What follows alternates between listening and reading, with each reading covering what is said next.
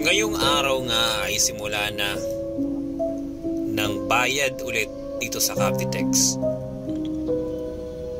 Ang itinakdang isang buwan ay natapos na. At ngayon ay simula na naman ang kalbaryo ng traffic dito sa mismong Cavitex. Tulad ng dati, tulad ng inaasahan, napakahabang traffic kahit dito sa RFID. Dahil ang alam ko ay implementation na talaga ng RFID. Wala nang cash.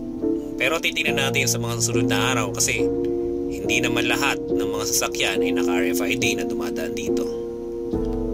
Kaya expected traffic at mahabang pasensya ang kailangan baunin pagdadaan ka dito sa area na to ng Cavitex, papunta man ng Manila o pabalik ng Cavite. Kaya mag-ingat tayo mga kapatid, magbaon tayo ng pasensya sa daan at